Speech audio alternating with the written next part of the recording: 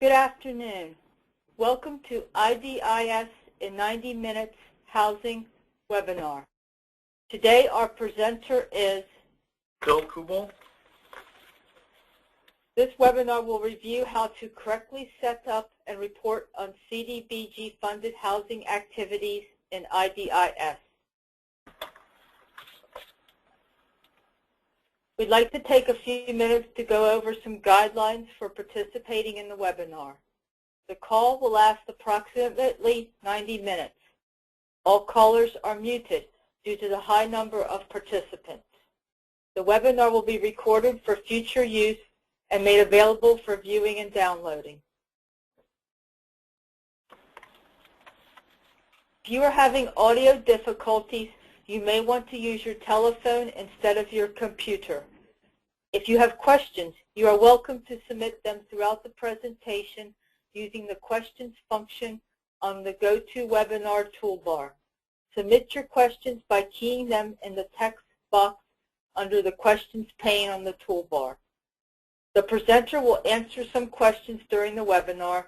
Others will be answered in a new FAQ document posted to the ComCon website, http://www.comcon.org/programs/IDIS.html. And now I'll turn the presentation over to Bill. Good afternoon, everybody. My name is Bill Kubel, and I'll be walking through today's webinar on IDIS data entry for housing activities in 90 minutes or less. We'll see how much we can get done. We should get through the material rather quickly and hopefully have some questions, some time for questions at the end. And again, as Donna mentioned, if you have a question about the material being presented, go ahead and just type it into the question box as we go along, and I'll try to field those as well. So thank you for joining us today. We really want to put forward the idea that IDIS is a very important tool in demonstrating both the value and the outcomes of the CDBG program. But IDIS is only as useful as the data that you are providing. So we want to make sure that that data is accurate, timely, and complete. And if we do that, if everybody does that across the country, we'll really show the value of the CDBG program and its effectiveness. So that's our goal today and our purpose today. Our agenda will quickly cover some new topics, what's new in IDIS, and also some new resources that will help you better understand IDIS and learn IDIS. We'll spend a few minutes on the basic concepts about entering housing data in IDIS. And then what we'll do is we'll walk through the data entry process for both setting up your activities correctly and also reporting accomplishments correctly. And then again, at the end of the session, we should have some additional time for questions and answers. In terms of what's new under resources, we're excited to announce that the two-day live sessions, where the in-person sessions, we have been working on basically recording those, and those will be posted to the website. So while this webinar is only 90 minutes, hopefully towards the end of September, hopefully before then, we will have a full, basically two-day session broken down into modules where you can watch a module on setting up housing activities, you can watch a module on economic development, and it will walk you through the entire two-day course that you'll be able to watch from the comfort of your own computer. That's going to be posted to the ComCon website. It's not up there yet. Like I said, hopefully it will be there by the end of September. We also have 3 other webinars on IDIS. One will be tomorrow, which will cover public facilities, public services, and economic development. Today we're just going to focus on housing. And then next week, I believe it's Wednesday and Thursday, we'll have one webinar on common mistakes grantees make when reporting in CDBG data, and one specifically on generating CDBG reports. So I want to encourage you and invite you to participate in those webinars as well. So what's new in the system? One brand spanking new feature is the ability to add multiple addresses to a single IDIS activity for housing rehab. So if you've been using one activity in IDIS to report on the entire rehab program, you'll now be able to enter the address for each one of those houses that's been rehabilitated, and HUD's really going to be able to use that data and map it out and show where the benefit is going in your community. So we'll definitely discuss that. There's going to be some new fields on lead-based paint. I believe those will be rolling out sometime in December, so keep an eye on those. And also, currently in the system, it's not on the slide, but there's some new code enforcement fields, relatively new. They've been around for a while. We want to just highlight those as well. Then the big news is IDIS will be expanded to include portions of the con plan and action plan, and that's scheduled for the release in April of 2012. So what this is going to do is it's going to help further integrate the consolidated plan with the IDIS portion and the reporting portion of the CAPER. If you want more details, they went into some detail in the con plan webinars that were done in July, and those are posted currently to the ComCon website. I'll click on that real quick. So here's the ComCon website, the home page, and if you look over to the left, you'll see con plan trainings highlighted over here with a link to the webinars. So if you haven't already seen that, go ahead. There's some really neat, interesting stuff they're doing to kind of streamline the con plan process. And again, there's not too much there yet, but there's going to be some real enhancements coming, and it's going to affect both your consolidated plan and IDIS. Very quickly, we're going to go over housing rehab in our example, but I wanted to show you the code enforcement metrics that have been recently added to the system as well. Part of the eligibility of using CDBG for code enforcement is not just going out and doing the code enforcement, but follow-up. It has to be tied to public and private improvements or services in that area. So that's the point of the data metrics that you see on the screen here. They want to know how many housing units received violations, how many violations were corrected using CDBG funds. So if you're going out and giving housing violations and then helping them with the rehab, they wanted that to be tracked, again, to show the positive outcome. How many units were corrected by the owner without CDBG, and how many code violations were corrected using other funds. And then they have a little narrative section. If you can see my cursor, there's some places where you can tie in those accomplishments to other activities. So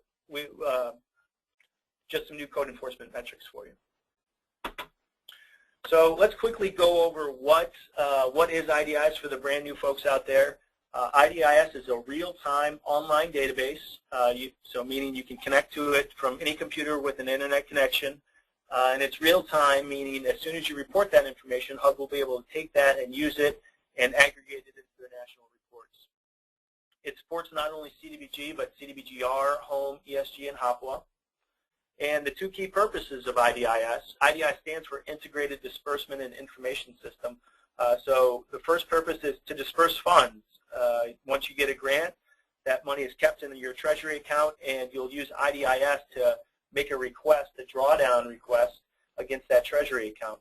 And the second point is the purpose we're here for today is to learn how to use IDIS to collect accomplishment and compliance data on how those funds are used. Again, we want to be timely, accurate, and complete in reporting accomplishment data.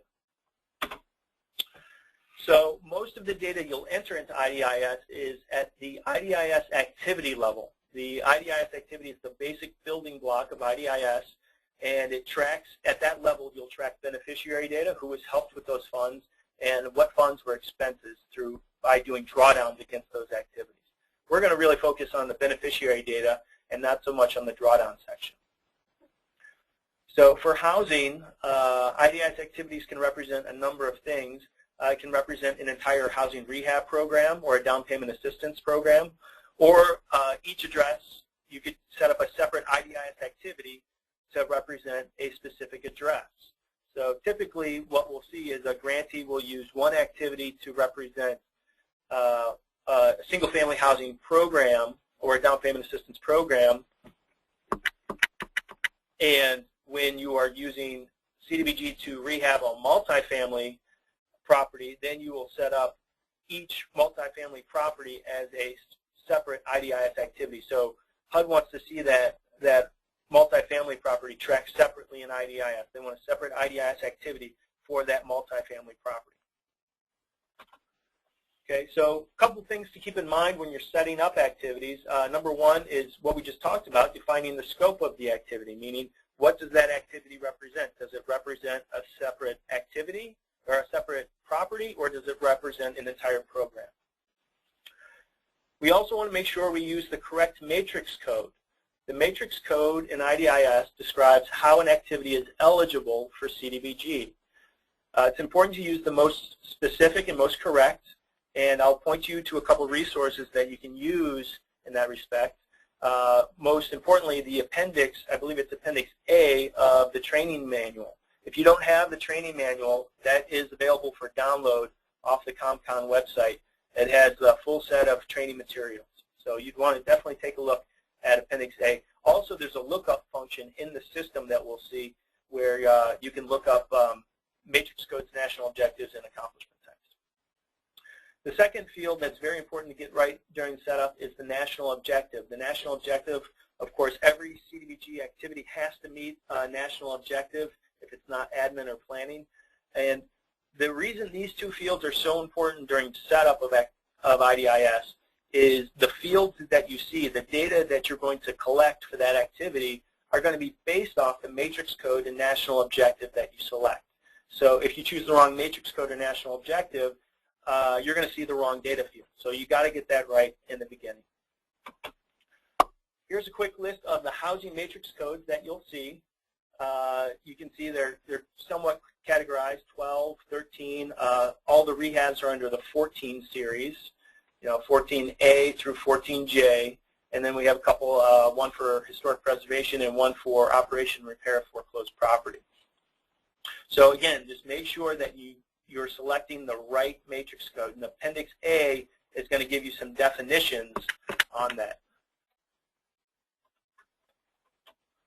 Okay, a couple of common issues that we see when grantees are choosing matrix codes. We're going to run through that real quick. One is choosing the right matrix code when you're doing homeownership assistance versus just housing counseling. Okay, so some grantees out there, they're using CDBG funds just for housing counseling. When you're just doing housing counseling, meaning you're not also providing financial assistance for that person to buy a house, you need to use 05U. 05U is a public service matrix code, so it will count against your public service cap. You only want to use 13 or 05R when you're providing financial assistance on top of the counseling. Okay, so you can pay for the counseling as part of a component of that financial assistance program, and you can draw that against an activity coded as 05R or 13. But whenever you're coding an activity as 13 or 05R, the main unit that you're measuring is not households receiving counseling, but households receiving financial assistance. So it's important to remember that, otherwise you can skew the data. When you are using 13 or 05R, there will be another field later on, not the main units that you're measuring, but later on there will be an additional performance measure where you can show the number of households that also received housing counseling on top of getting financial assistance. Okay, so again, if you're just doing housing counseling, you'll use 05U. It's going to count towards your public service cap. If you're also providing financial assistance, that's when you can use 13 or 05R. This is just one example of how important it is to choose the right matrix code. Another confusion that grantees often have are choosing between 14H and 14J. 14H is Housing Rehab Administration, and 14J is Housing Services. So a lot of grantees out there use CDBG to pay for program delivery of a housing program. 14H is specifically set up for housing rehab admin where the project costs are paid for with CDBG. Okay? In this case, you can either set up a separate activity to represent those program delivery costs, or you can roll those program delivery costs in incrementally with your other rehab program. If you're treating it as a separate activity, basically the system's not going to let you complete that activity until you report accomplishments for that activity, or there's a question during setup that will say, will these accomplishments be reported under another activity? And if you're setting up a separate activity for housing rehab admin, that's when you're going to answer yes to that question, and that way you don't have to report accomplishments. Otherwise, if you reported accomplishments under the activity that tracks the project costs and the program delivery costs, essentially you'd be double counting and again skewing your data. So you really just want to report it once under the activity that's tracking the project costs, and you can use that feature for the rehab admin where you don't have to report accomplishments. Where HUD is concerned, though, is when you're using rehab admin, you're using CDBG to pay for the program delivery, and the project costs are paid for with non-CDBG or with home funds. So that's the second and third row here. If we're using it basically to pay for program delivery of non-CDBG funded, you're going to need to report accomplishments under that activity. The key point here is those housing units have to be counted somewhere in IDIS on the CDBG accomplishment screens. In the case where you're using CDBG to pay for the program delivery and home for the project costs, and this doesn't have to be rehab, this could be down payment assistance as well, then you would use 14J as your matrix code for your program delivery activity, and you'd still need to report, even if the accomplishments are reported under those home activities, you also want to report the accomplishments under this program delivery activity to get CDBG credit for those units. It may seem double counting from a local perspective because you're reporting the units under home and CDBG, but you have to remember that HUD looks at those programs distinctly, and each program needs to get credit for those units. So if you're using 14J, make sure that you're reporting those units under CDBG accomplishments as well. Okay. One last point of common confusion, I'll say, is using acquisition. Some grantees out there are using CDBG to acquire properties, and you know, it's perfectly natural for those activities to be open for several years. HUD understands that, you know, housing development, especially in this market, in this environment, can take several years. So you're going to have to keep that activity. You don't want to prematurely close out that activity without getting the beneficiary data. So this activity, let's say you spend a lot of money on acquisition for CDBG back in 2007, and you still don't have anybody in those units yet, that activity should still be open until you get people in those units and the units are occupied, and you can report on the beneficiaries of that program. So just don't try to close it out prematurely. Don't use that report accomplishments will be reported elsewhere. You just want to keep that one activity open until you actually get the beneficiaries. And your HUD reps should understand that this is a good time where you can use that narrative to explain where exactly you are in the process. And we'll talk about that a little bit more when we go through the multifamily rehab exercise.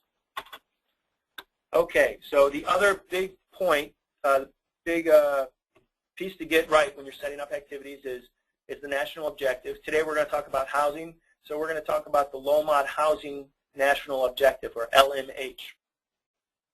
Some housing activities you do will be able to use slum blight area or spot basis as well, but by far the most common is LMH.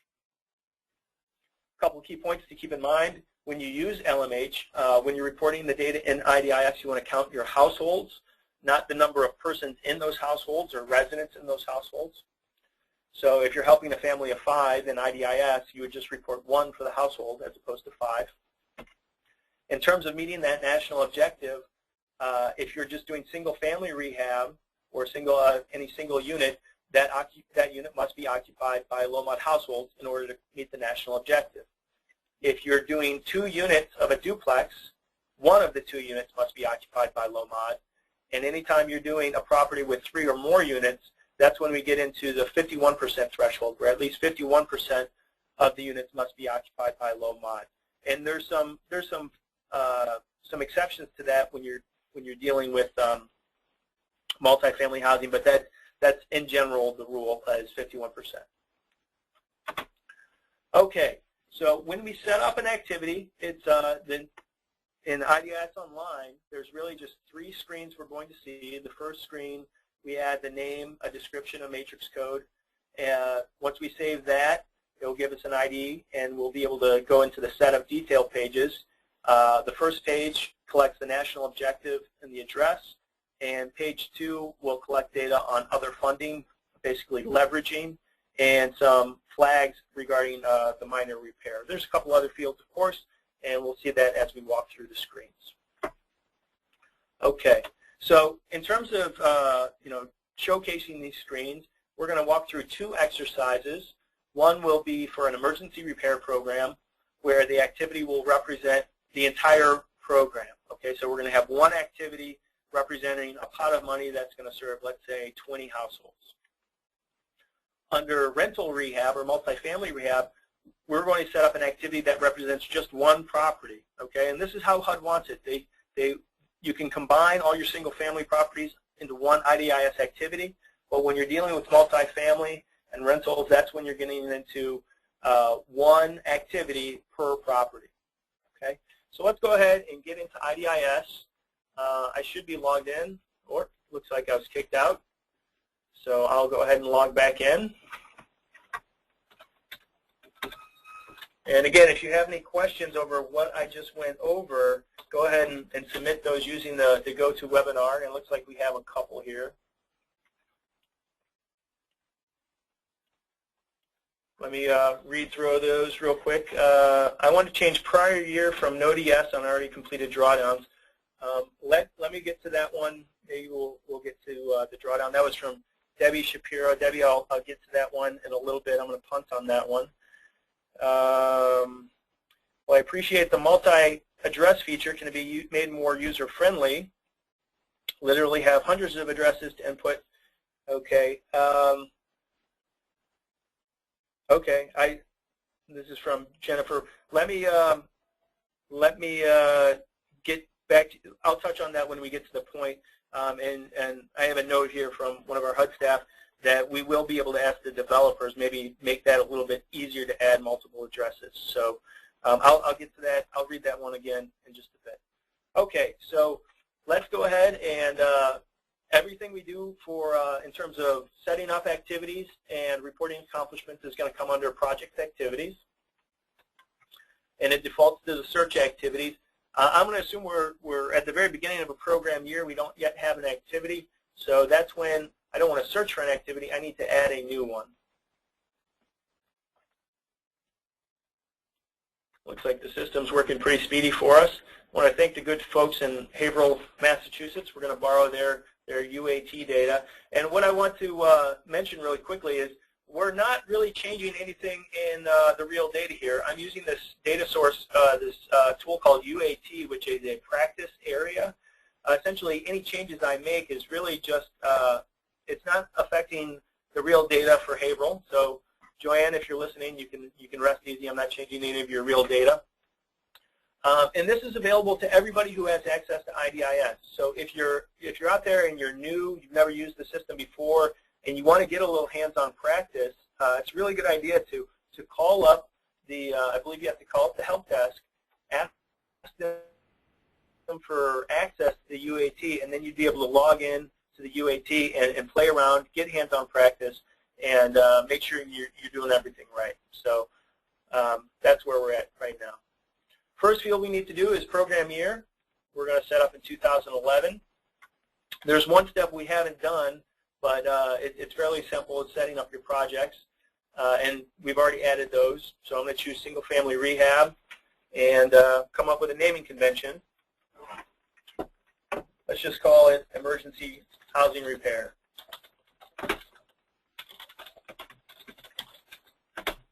And again, we're representing the entire program.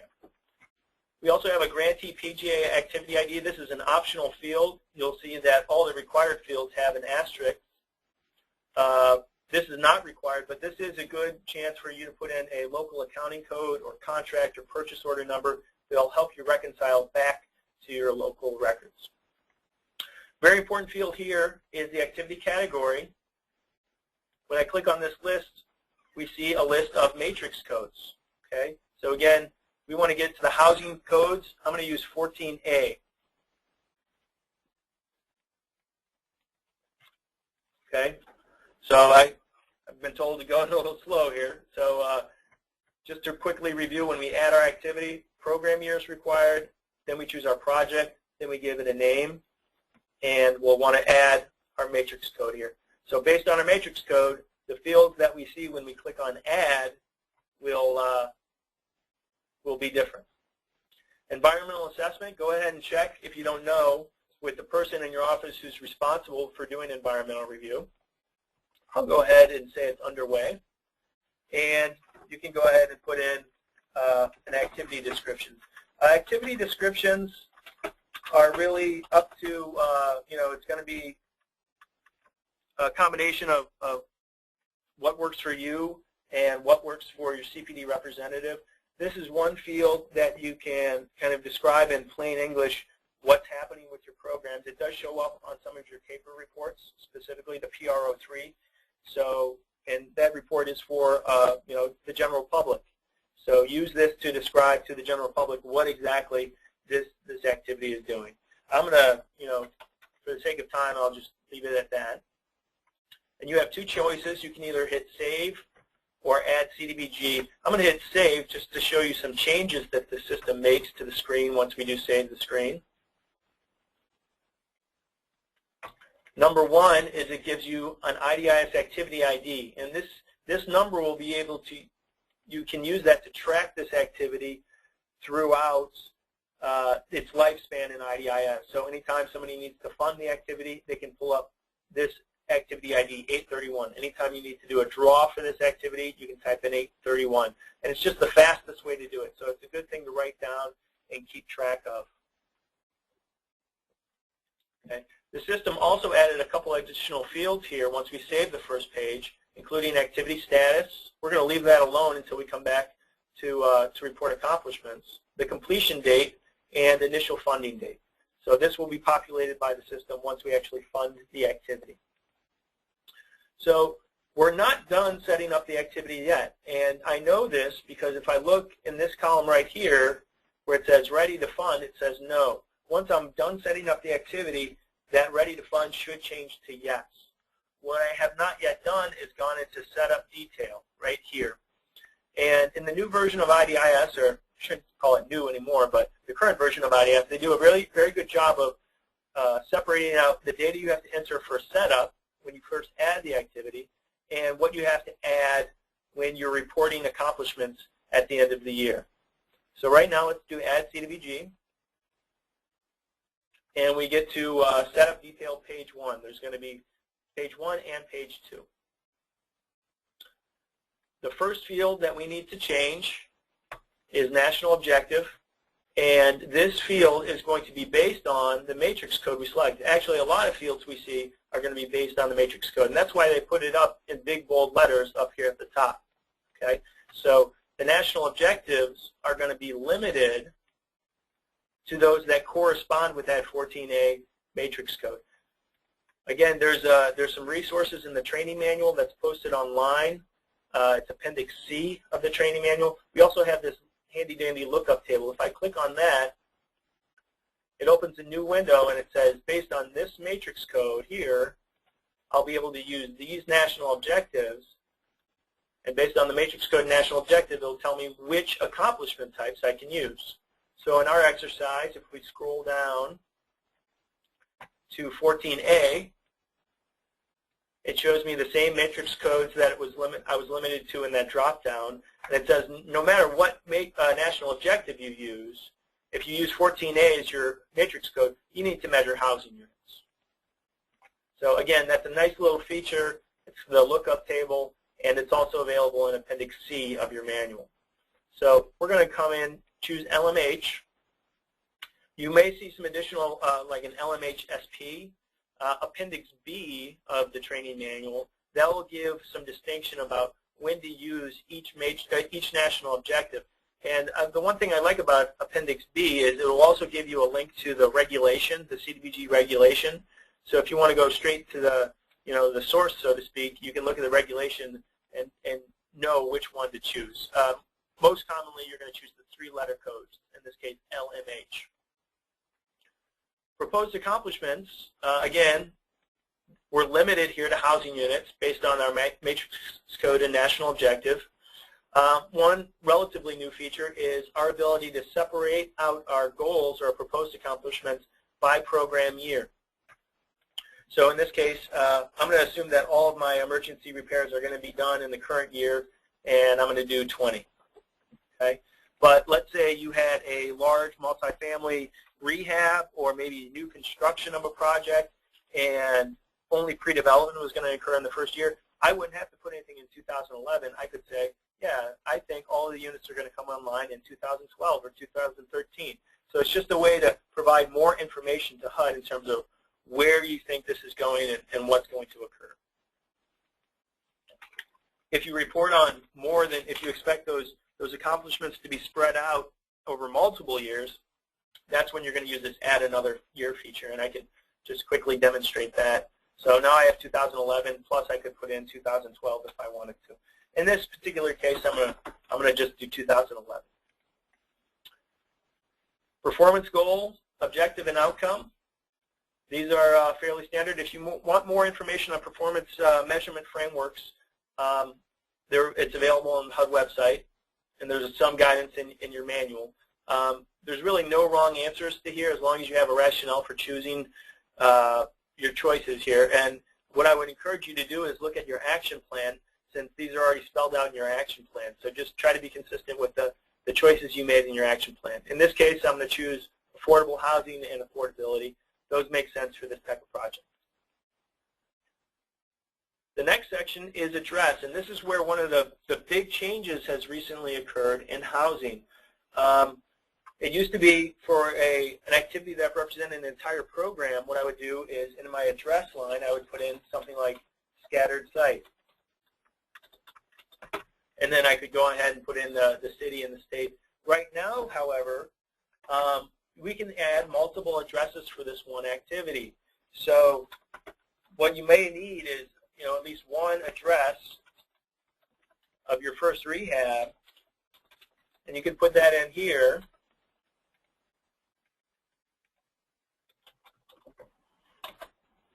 And then we can hit validate address.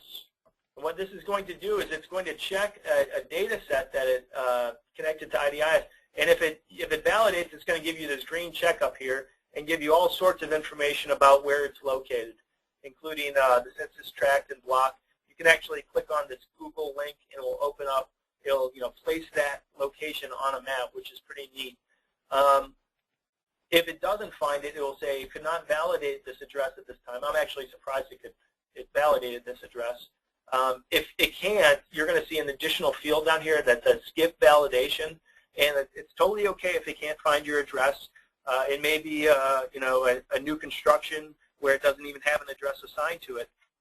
That's fine. Just make sure you click on the skip validation for now, and that way you'll be able to save the screen.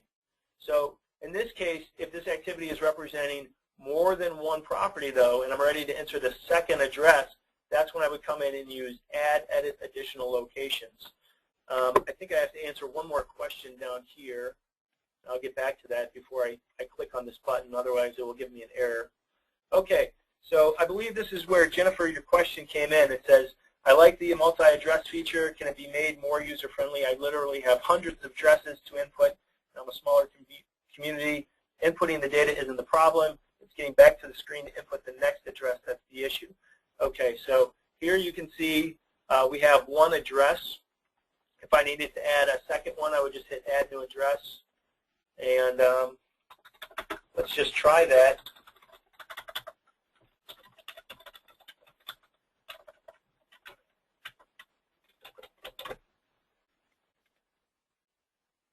Okay, so I guess your point would be I would have to come in here and hit save and then hit,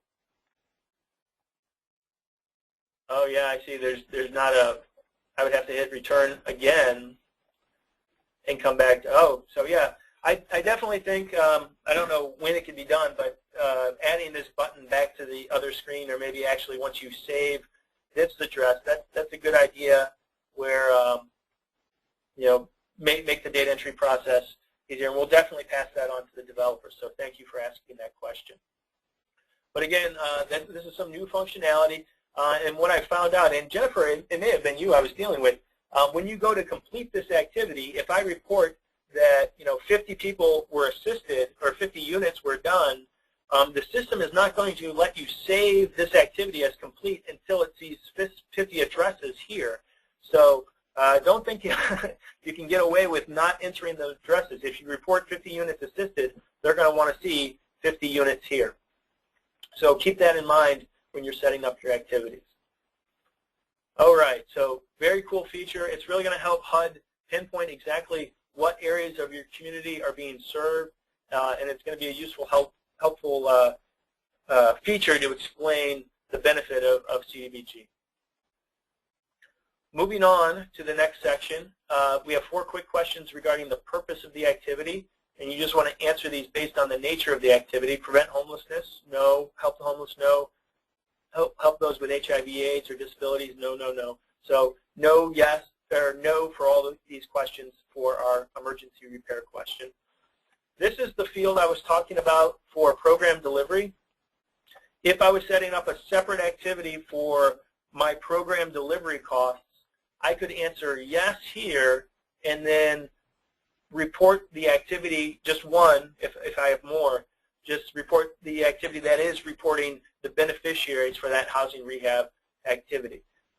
In this case, I'm going to answer no because this activity represents the project cost, and I do plan on reporting accomplishments under this activity. This is really only for program delivery. The next section is to report which organization is carrying out the activity. We first have a yes-no question here. If I answer yes, I'm going to answer this drop-down, who's basically carrying out the activity, and in a lot of cases it's a combination of the grantee employees and contractors. If I answer no to this question, what will happen is these fields that are currently grayed out down here will become active, and then I can come in and select an organization. I'm not going to go into selecting an organization right now. I'll cover that tomorrow in the other webinar, but it's fairly straightforward. So you just select the organization, or if they're not already in the system, you'll have to add them, and then go ahead and categorize what type of organization they are. In a lot of cases, they're a subrecipient or another unit of local government. So I'm going to leave this in yes and answer grantee employees and contractors. Target area, this is a very helpful feature. If it is in the target area, you need to specify. We have 3 different target areas. CDFI, which is Community Development Financial Institution. Not too common, but if you're taking advantage of some of the regulatory breaks that the regulations give you for working with CDFIs, you'd want to go ahead and indicate that the activity is happening within those areas. Local target area is really a grantee-defined area, anywhere you're making a concentrated effort to improve that area. So let's say you're doing housing, plus you're going in and doing sidewalks, plus you're doing code enforcement. You're making a concentrated effort to improve that area. You could consider that to be a local target area. Again, you might want to check with your action plan. Your action plan should delineate any target areas that you have specified. And the final choice here is strategy area. This refers to an NRSA, a Neighborhood Revitalization Strategy Area. And these are HUD-approved areas. You basically apply for NRSA designation when submitting your comp plan or action plan. So be sure to only use that feature if you do have an approved NRSA by HUD. What you would do is choose your area, your type of area over here, and then based on that, you would choose one of the areas set up in the system. And if it's not listed there, you can add a new one. Okay. Again, not required, but very helpful. One of HUD's big pushes is to find that CDBG they're being used in these target areas they're being used in a strategic manner. Special characteristics, if they apply, go ahead and check the box next to each. And there's more on the definitions in the manual on special characteristics, whether it's a disaster area, historic preservation area, redevelopment area for a brownfield, or a conversion from a non-residential to a residential use.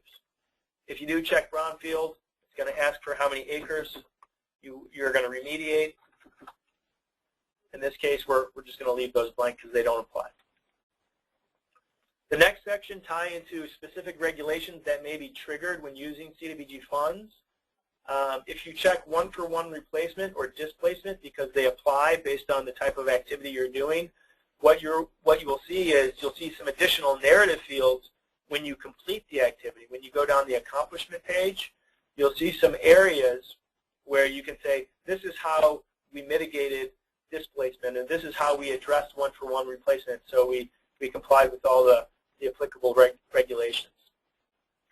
Favored activity is an economic development term, and special assessment is usually associated with facilities and infrastructure. Again, since we already indicated that this is a housing activity, the system knows that these wouldn't apply, so it grades out these choices so we don't accidentally click and report yes to those. Two that might apply to this activity, a revolving fund, a revolving loan fund. A lot of grantees use those for housing rehab. If that's the case, just check the box. Or if it's float funded, you would check the box and then provide information about that float funding. Not too commonly used by grantees, but again, HUD wants that information. If you're float funding the activity, go ahead and provide this information. So now that we're done with the page, we've answered all the required fields. We have a couple choices down here. And notice we have two save buttons. One is just save. The other is save and continue. Anytime you see save and continue, it's a good idea to click save and continue. What happens is if you click on save, it's going to take you back to that first page before we're done with the setup detail. We want to hit save and continue. Otherwise, we're not going to be able to fund the activity. So I hit save and continue, and we see page 2 now of the setup detail. And once we're done with this one, then we'll be able to complete that activity. Or, I'm sorry, complete setup. Again, the fields on the screen are based on the matrix code national objective we selected. So this matrix code and this national objective. We have two housing questions. Is it just yes or no? Is it multi-unit? No, we're doing emergency repair for single family. And is it rental housing? We'll say no here as well. This next section, notice that it's not required, but a quick note about required fields is, the required fields, anything with an asterisk, means that the system is going to need that information before you can save the screen. That doesn't mean you can always leave it blank, okay? There's a lot of fields like this one where HUD needs this information if it applies. And it's going to give a more fuller picture of how CDBG funds are used and the benefits that are derived from using CDBG funds. So go ahead and fill this out. Even though it isn't marked as a required field, if you have that information at that time, go ahead and fill it out. HUD needs complete data, okay? You'll notice that the CDBG funds field is grayed out. That will be provided for you once you draw some funds. But this other sources of funds and these other HUD funds, you definitely want to go ahead and provide that information as it does apply, okay? When you do that, HUD's going to calculate this leveraging ratio. It says for every dollar of CDBG in 108, we were able to leverage this much money in other funds. And this is really important field. It's one of the ways that HUD is being graded, so to speak, and CDBG is being graded in terms of effectiveness. So make sure you provide this information. Even if you just have an estimate at the beginning when you're setting up the activity, go ahead and provide the estimate in terms of how much additional funds you think you're going to be able to leverage.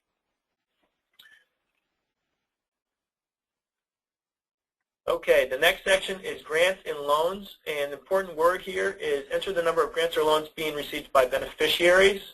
So in this case, we're going to say we are giving out 20 grants for emergency rehab, and again, this can be proposed since we're under setup. If you did provide loan information, you would want to put in details on whether it's an amortized loan or deferred payment loan, including the average interest rate, the average amortization period in months, not years, but in months, and the total amount of funds either loans, either amortized or deferred. The one hang-up people run into is they may have a loan program where the funds are not due until sale or transfer of the property. So you really don't have an average amortization period because that person could be in the house for the next 20 years. In which case HUD just says go ahead and use 99 as a placeholder in order to report on loans that are basically deferred until sale or transfer. This next section will be used to calculate what percentage of the units are occupied by low mod and multi-unit housing. Since we're dealing with single-family rehab, we can leave these blank. But these will come into play when calculating your low mod benefit test, showing that at least 70% of your funds went to low mod benefit. The last section for our setup is housing rehab flags that basically it's going to help HUD delineate between more comprehensive rehab programs and those minor, just painting the house or doing emergency repairs. And so read the question carefully. It says, indicate if the activity is limited to one or more of the following. So if you're ever going above any of these, you're just going to leave it blank. In our case, in our example, we're just doing emergency housing repairs, so there's a box for that. I check it, and I'm done. So again, this is going to help HUD on their national reports and you on your local reports delineate, okay, these houses were just minor repair, and these houses over here were more comprehensive in what we were doing. Okay, so we've done 3 pages worth of setup. You can see a choice between save and save in previous page. I'll click on save. And it takes me back to the first page. But now there's a big difference. When it says ready to fund, it says yes. Okay, so by doing that, the system is indicating to me that I've provided enough information under setup where it's going to allow me to commit money to this activity. And then once I commit money to the activity, I can go ahead and do drawdowns. I can process payments for this activity. Okay, if this still says no, what that means is you didn't provide enough information, and you'd want to go back into the setup detail and report on those required fields. We have a couple questions here. Let me get through them pretty quickly. One from Jay Guy in Salem. When reporting housing rehab admin under other activities, IDIS only allows one other activity to be entered when it could be several rehab activities that the admin assists. And that's a good question. I'm going to get to that real quick. We're talking about this field right here. And HUD has said, yeah, go ahead and use just one activity. They just want to tie it back to one of those activities. Don't feel that you have to report multiple activity numbers in here. As long as you get one that is associated with the project costs, you're going to be good. I have a note here from the HUD staff. There may be, you can add the other activities to the narrative and when we get to accomplishments, there'll be a narrative section, so you could report those other activities in the narrative. Okay, second question, should a multifamily home, should it be multifamily if the second apartment is not rented at the time of completion? It should be left open until rented.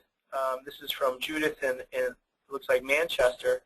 The answer there would be if both units are being addressed by CDBG, so both units are being rehabbed by CDBG, you want to leave that activity open until you have the beneficiary data for both units, and you're not going to have that beneficiary data until both of the units are occupied. So yeah, what you would do is keep that multifamily unit or multifamily IDIS activity open, and you'll use that narrative field to explain why it's still open, even if all the monies have been spent, until you have that beneficiary data. Okay, one more question. Can you repeat how to account for the accomplishments when using CDBG and home plus using rehab admin when reporting accomplishments? Oh, and that's Livette. Hi, Livette. I know Livette. What you'll want to do is basically if this activity was being used to cover program delivery for, let's say, a home-funded rehab program. So the only thing you're using CDBG to pay for is the program delivery. That's considered to be housing services under the CDBG regs. What you would do is, under our matrix code, we wouldn't be using 14H, we'd be using 14J. Okay, so that signifies to HUD that the program delivery is being covered with CDBG, and all the hard costs and project costs are going to be covered by home. What we would do is we would still answer no to this question, okay? This question would still be answered no. We're not going to indicate any home-funded activities here. This is going to be no, and then when we report on those accomplishments, we're still going to report on them under this section here, and I'll show you in a second. This is where we're going anyways. But you're still, it's going to be a little weird for those when you're using housing services, because you're going to report on your CDBG accomplishments here, and you'll also, because you're going to have activities, home-funded activities in IDIS as well, you'll be reporting those same accomplishments under the home screens. Basically, you would have another button down here for your home activities where you'd report those same accomplishments. So again, it seems like it's double counting, but in reality, what you're doing is you're giving credit to CDBG for its funds, and you're giving credit to home for the use of their funds. And Lavette, I hope that answers your question. If you feel like you still want to go over that, you can go ahead and send me an email. I have one more question, and I'm going to try to get to that in a little bit. Right now, what I'd like to do is switch back to the PowerPoint and show you a couple more slides in terms of reporting accomplishments. Okay, so we set up our activity. It's ready to fund. It's ready to draw. When are we going to go into IDIS and report accomplishments? HUD recommends that you report accomplishments on a quarterly basis, and that's going to do a couple things for you. Number one, you're not going to get slammed at the end of the year trying to update all of your accomplishments at once. So let's say some of your housing rehabs are finished, midway through the year, or at the end of the third quarter. You can go ahead and report all of the beneficiary data and mark the activity as complete, and then you don't have to worry about those activities when you get to the end of the year. You'll have less data to enter at the end of the year. While that's recommended, it's not required. It's annual requirement.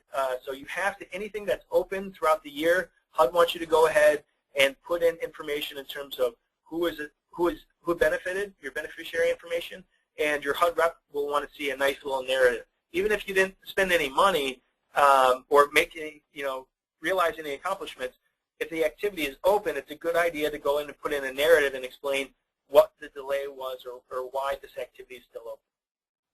So what are we going to report? Remember, the three key terms we're gonna say over and over again is we want accurate data, we need timely data, and we need complete data. Okay. Number one is we need to report under the correct program year. So it doesn't matter when the activity was funded. Let's say you funded a CDBG acquisition back in 2003, ancient history, but if the units were finally built and occupied in 2011, you're going to report those benefits under 2011. And we'll show you how to change that program year. Report on every screen, and not only every screen, but every field that's applicable to the activity. A good example there is those leveraged funds, where the system would let you leave those blank, but if you're leveraging additional funds, it's really important to get that data set in there to show what CDBG is doing. Of course, we're going to show enough data to show that the activity was compliant with the national objective, in this case low-mod housing, that people actually occupy those units. There's additional performance measurements that we'll want to get in there, and then the narrative per field office guidance. So this is what our focus is going to be when we go into report accomplishments. If you do have the IDIS training manual, and if you don't, again, it's available on the ComCon website. All of the low-mod housing screens are captured in Chapter 11, so you want to refer to that. On page 1, we'll enter our narrative data and direct benefit data, and then page 2 will change based on the type of activity we're doing. But page 2 really captures those additional performance measures that we're going to want to see. Okay, so let's go back into the data entry. And you know, we're running a little short on time, so I might just stick with single family, but hopefully maybe we'll have time to do the rental rehab as well towards the end. But let's get in and at least finish up our emergency repair program. Okay, so here's my same screen, same activity. Basically, it's the end of the year and I need to report on my emergency repair program. So I'm going to click on Add CDBG. Again, the system does a nice job separating out setup, detail, and accomplishment. If you do have to update, and that will be the case now, if you have to add additional addresses, you know, if I ended up helping 20 different properties, I will have to go back into setup detail and add those addresses. If there's a mismatch between the number of units that were served and the number of addresses under setup detail, you're going to get an error when you try to complete the activity. Let's go under Add CDBG Accomplishments. So here's the first field, and again, when were the benefits realized? Even if this was a 2005, 2006 activity, if I'm reporting on my 2011 CAPER, I want to go ahead and put in 2011 here. What the system will do is it's going to give you an opportunity to have multiple copies of both this screen and the next by adding new accomplishment years. So for a moment, let's imagine that this is a rental rehab project, and we just have this giant rehab where the building has 100 units, and our contractor is, you know, he's turning out about 20 each year. Well, I could go ahead and put in 2011 and report 20 units. Then next year he does 20 more. I would hit Add New Accomplishment Year here, put in 2012 here, and then report the other 20 units. And you can use the narrative to kind of explain where you are in the overall process. Again, it's really important to use this feature when you have a project or an activity that has benefits that are realized in multiple years. Okay? Not to say you should double count the same housing units year after year, but you don't want to do that. But if an activity does have benefits spanning over multiple years, you really need to use this feature. Okay? So in our case, we're just doing emergency repair. Let's say we did 2 units, just to make this simple on me. So 2 units were provided assistance. Now I'm really kind of coming at this from a national perspective, where the national office really isn't looking at this narrative. The people who really look at this narrative would be 2 different audiences. Number one, be your CPD representative who's reviewing your CAPER. This narrative will show up there, so you may want to talk to them in terms of level of detail they want there. Also, is this information shows up on your public CAPER, so you would want to kind of write it with that audience in mind, knowing that this information will be public, and you'd want to provide that interested citizen in your CAPER, you know, a nice plain English narrative in terms of how these funds were used and who benefited from the use of these funds. Okay, so I'm gonna just leave it very simple right now. Again, you want to talk to your CPD representative and see what type of level of detail they want there. This field looks a little funny here because it's blank, but this will actually be provided once we save this screen. So don't worry about this. I'm trying to click in the field now, and you'll see that I can't click on there. This will actually be provided by the system once we save that. Okay, so the next thing the system wants is direct benefit data. And if I scroll over to the right here, you can see it's measuring households, not people. It's measuring households. So it's a little clue there. And let's say I helped 2 households. So I'll do 1 white household. They also identify themselves as Hispanic. And notice that I'm entering it under the owner column, not the renter. They do make a distinction here for housing. And then once I save it, it will calculate the total households. And then if I needed to do another race category as well, I'll hit Add Another Race. And maybe, let's say, American Indian. I can report a 2nd household here. Okay? So we have 2 households that were assisted, 1 white who is also Hispanic. So the Hispanic over here is a subset of the total. And then 1 American Indian Alaska Native household. For housing activities, we'll also see how many female-headed households, so make sure you collect that in your data collection process. And why not? We'll say that both households were female-headed. Okay. The next section here is income. You make sure that some grantees have been just reporting everybody as moderate. Make sure you make a breakout based on the actual income verification, whether they're extremely low, low income, or moderate.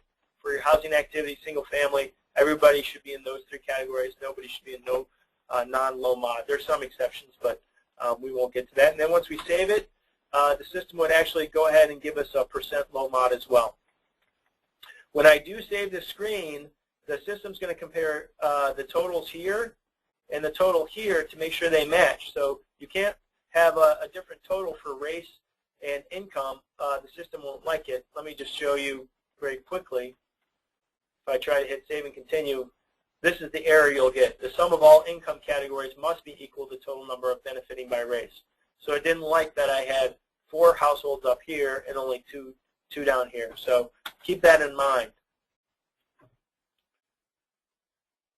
Okay, so we got 2 more. Let's go ahead and hit save and continue to get to the next page. So this is the direct benefit data, and then we'll see performance measures on the second page.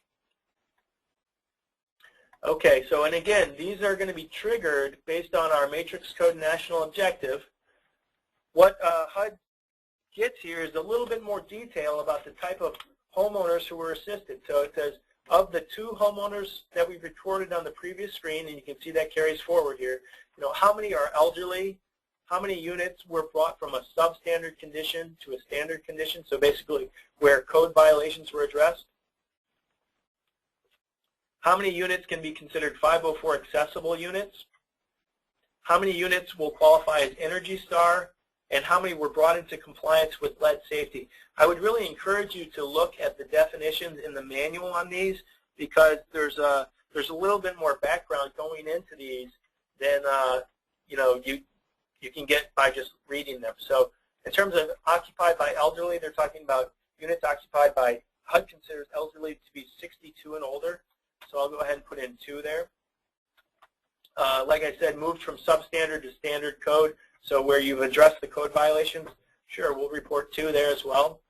504, you're going to see this both for single family and multifamily, and they mean 2 different things. For single family, you want to count any unit as 504 accessible where you made any type of accessibility improvement. Maybe you didn't bring in the whole unit up to federal standards, but you put in a grab bar and you made maybe the bathroom more accessible to the current occupant. You'd want to go ahead and count that unit. 504 for multifamily and for rental, they want you to only count that unit if you bring it up to the UFAS standard, UFAS, Uniform Federal Accessibility Standard. So again, this question means 2 different things depending on whether you're doing single-family units for owners or for rental multifamily. Units qualified as Energy Star, HUD is getting some bad data for this field. You only want to count these units if you bring the whole unit up to Energy Star standards. A good way to ensure you're doing this is basically the unit has to be audited. You have to get an energy auditor, an energy inspector out there to get the whole unit and get them to certify and sign off that the whole unit is Energy Star. So if you're just putting in some new appliances or some new light bulbs, you don't want to count it here. And I believe on the training website we have a link to a document where it describes all the different things that need to be Energy Star in order to qualify it for this field. Also, if you want to look in your manual, they do a good job of explaining what it takes to be Energy Star compliant. And then finally, brought into compliance with lead safety rules. Hopefully everybody out there is following all the lead safety rules that apply to these types of programs. What they really want to know here are how many units tested positive for lead where you actually abated that lead threat. So you're not going to count every unit here. If the house was built after 1978 and there's no chance of lead being in there, you wouldn't count it. If you tested the unit and it didn't have any lead, you're not going to count it.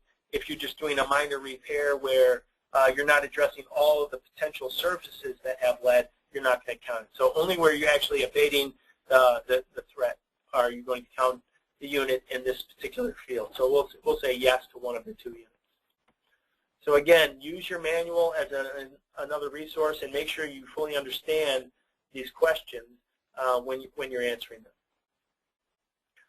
So now that we're done with the second page, we'll see we have save and save in previous page. This is just going to take us back to the last page. We want to hit save, and that's going to take us back to the first page. And if we are done with the activity, basically if the activity is complete, we can change the activity status to complete. In IDIS, an activity is complete if basically you've drawn down all of the funds. You're not going to draw down any more funds for this activity, and you've reported all the accomplishments for the activity. So again, if you have a housing acquisition out there, or where you use CDBG to acquire land, but you haven't reported all the accomplishments, you're not going to mark this activity as complete. It's okay to leave it as open from year to year.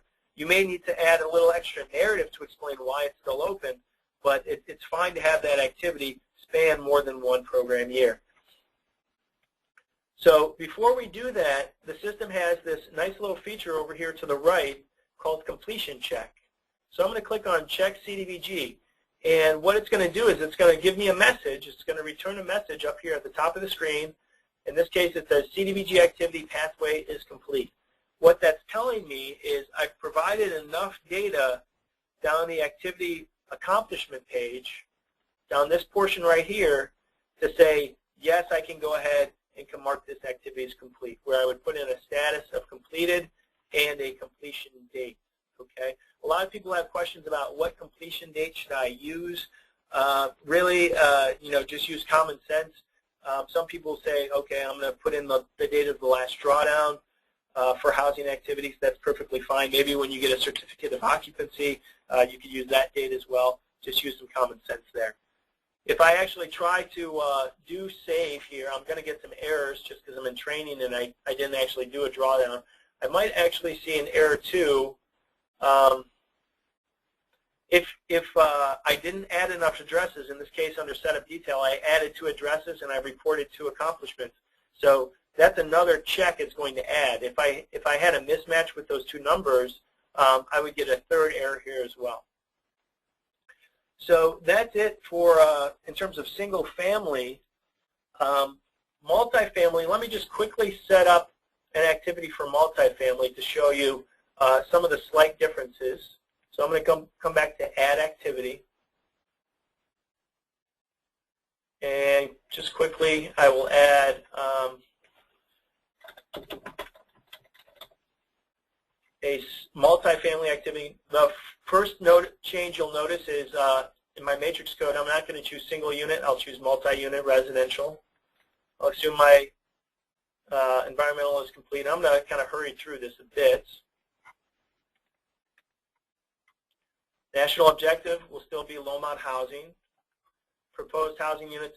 This is a case, let's say it's a really large project, and I think I'm going to maybe get 25 of the units done in the first year. And again, I can break it out and maybe say there's another 10 that I won't get around to until 2012. So you can space out your proposed accomplishments here, and this is really important. I need to know what your schedule is. These are going to be the same. I'll go ahead and put in an address. We'll see if we can validate it. One nice thing is if you don't know the zip code, you can take a stab and the system will correct it. This is a case where the system doesn't recognize this address, so I can do skip validation for now. If I don't check this, if I forget to check this, the system would not let me save that screen. Okay. These can all default to no. This is no. I'll be reporting accomplishments under this activity. Yes, grantees and contractors to who's carrying out the activity. Target area, I'm going to skip past. I'm going to assume that these do not apply for now. Save and continue. Okay, so no matching address was found. I got to saying I need to click that validate again. So Again, it won't let me save that screen unless I check that. Okay. In this case, multi-unit housing is yes. Rental housing is yes. And you'll see how this will affect my accomplishment screens. Let's say I'm getting some other federal funds for this rehab, maybe an extra $50,000, and state local funds, $100,000, and the owner is kicking in some funds as well. So again, it's really important if you have this information, and if you have a pro forma from a developer for a multifamily rehab, chances are you'll have this information towards the beginning. Enter how many beneficiaries. This could be owner of property, so let's say 1, and it's deferred, and we'll give them $100,000. Why not? Okay, since I am doing multi-unit, how many units did at the start? I think I said, what, 25 and 10, so we'll do 30. Let's assume it's vacant for now, and that all of the units will be occupied by low mod when we're done. And you can just see it's calculating percentage. This won't apply since I'm going way over and above all of these. I hit save. So the setup is fairly similar to single family, with the one big exception is that this activity is just representing one of my multifamily rehabs, whereas under single family I have one activity that's going to represent all of my single family rehabs. So slight difference there. One important thing to note is if you do emergency repair and you also do comprehensive rehab for your single family, I would highly recommend you to set up those as 2 separate activities, just because when you come to answer that last question here under setup, you know, for your emergency repair program, you can answer yes to this last question. But when you do your comprehensive rehab for single family, you'll leave these blank. And again, that's going to help HUD kind of tell a better story and make a more full picture of what you're actually doing and being able to delineate the minor repair from the more comprehensive.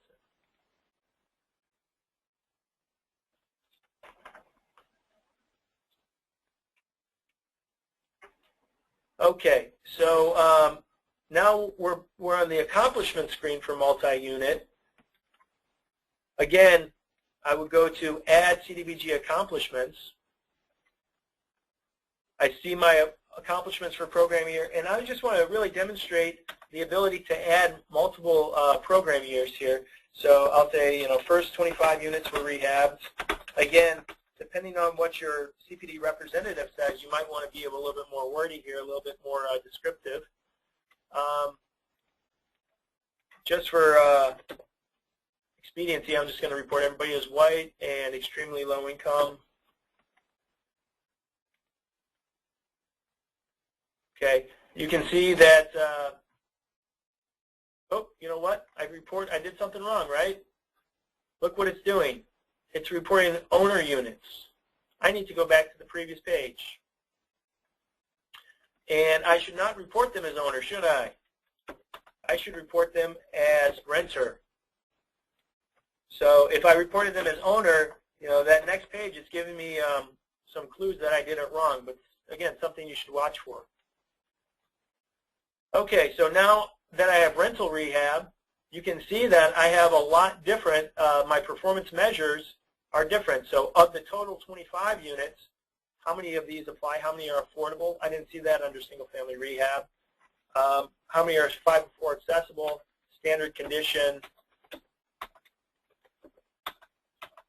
And then of those affordable units, so of these 25 affordable units, how many are occupied by elderly?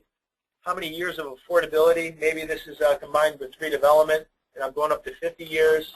And if any of these other apply. So again, you can see that the performance measures that we see on the second page are really based on my matrix code and whether it's owner or rental. Okay, so definitely make sure you get those matrix codes and you're accurate and complete in your reporting. I'm going to do save and previous page just because I want to demonstrate. So all the information I entered here, accomplishment narrative, race and ethnicity, income, and those performance measures I saw on the second page, those are all based around what happened in 2011. Now, if this activity wasn't complete at the end of 2011, I still needed to rehab those additional 10 units, I wouldn't mark that activity as complete. It would stay open, and then when I come around to report on my 2012 caper, I don't have to set up a separate activity. All I need to do is come in here and use this button right here, Add New Accomplishment Year. And when I do that, what happens is it gives me a second set of these screens, this screen and the next screen, where I can report on accomplishments for 2012. And it's really important you do this, because if I just said, oh, you know what, I'm just going to use that same screen, chances are you're not going to get credit in your 2012 caper, and HUD's not going to get credit when they roll up that data for the 2012 report, because they don't go back and look at 2011 again.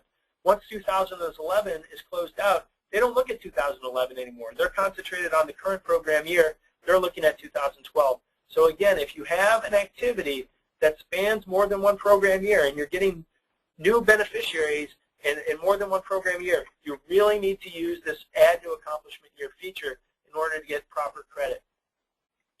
So this time, let's say Asian. Again, we'll go to renter and do 10 more units. I'm just trying to hurry through this a bit. 10, whoops, 10, 10, 10, and hit save in previous page. So now that I have 2 years, again, this information is all reflecting 2012, but if I want to go back and peek at 2011, I just use this feature right here, select another year, and you can see it doesn't erase my data. It's fully accessible. I can come back and edit it if needed. And if I want to look at both 2011 and 2012 at the same time, I can use this feature up here, View Total Years, where it will give me a summary of everybody who has helped. So I got 35 units total and 35 units. So the system's going to like that, okay?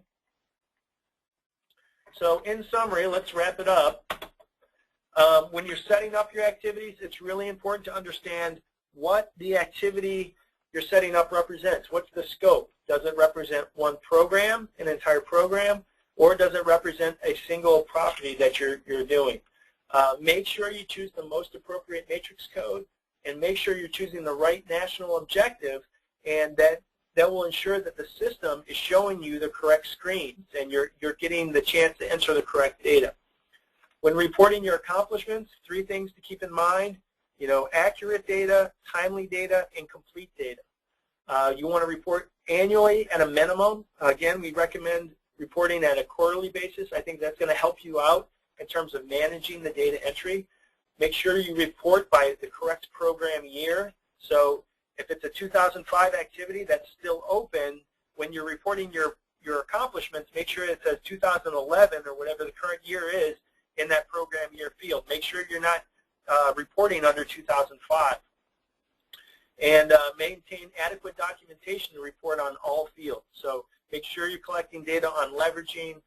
If you're dealing with housing, make sure you're collecting on whether the household was elderly or whether you brought it up to 504 compliance, whether or not you did all the lead safe, whether you abated the lead threat. So make sure all of that is in the file, and it's easily accessible when you're updating the IDIS, and it'll just make your job more easy. Okay, so it looks like we have about maybe another 10 minutes left. We had one question, and go ahead and submit your questions now if you can. We have one more. It says, for rental rehab of multifamily property using home funds, do I need to input all unit addresses, or would just the main address suffice if the rehab is on an exterior of the building and applicable to all units? So that's a good question. If it's a multifamily property, it's basically just different unit numbers. You would just be using that one address. So let me get back to there really quick. So let's say if I go to Edit CDBG, and right here, let's say the multiple address or the multiple units that I'm addressing here, you know, they're all at 500 Maple, but it's just, you know, apartment 101, 102, 103. Don't feel like you need to add additional locations for that. All of those units can be reported under this one. I think that should answer your question. Yeah, I think that's it. So what other questions you have, well, go ahead and submit them if you can. Otherwise, that's about it.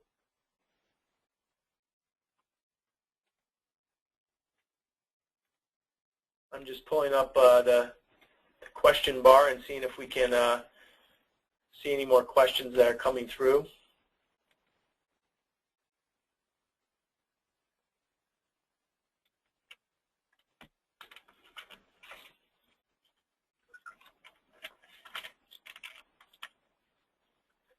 While we wait for those questions, let me just do some final a final reminder here on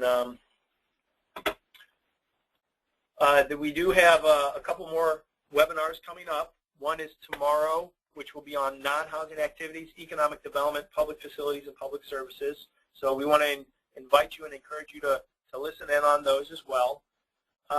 You should receive an online evaluation emailed to you in approximately 1 hour. So please take a moment to complete that evaluation and give HUD your feedback. It will be helpful as we do more and more of these webinars. Again, thank you for attending today's webinar. You know, it's very important to get everybody on the same page and understand the value and importance of entering data on a you know, accurate, timely, and complete basis for IDIS, as it will make the CDBG program as a whole and your program locally look better. So we do have one more question from Kim in Santa Fe. She says, I put in all the addresses and they ran my PR26 report, and I ended up with the amount X number of addresses, but it became $9 million versus actual 1.4 million. Once I removed the addresses back to 1, it drops back to where it should be. I've been told that this is a known bug, and it will be addressed. So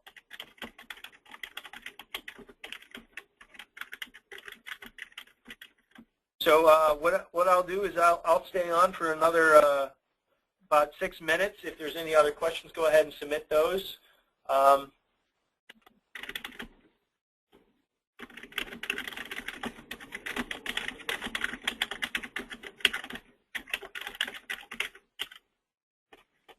Otherwise, if you got all your questions answered, or if you're done hearing about IDIS, go ahead and sign off, and hopefully we'll see you tomorrow and next week.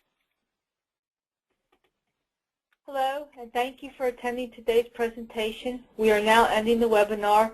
Please be aware that all questions that you have submitted will received and will be reviewed by HUD. Thank you for attending today's broadcast. We are now ending the webinar.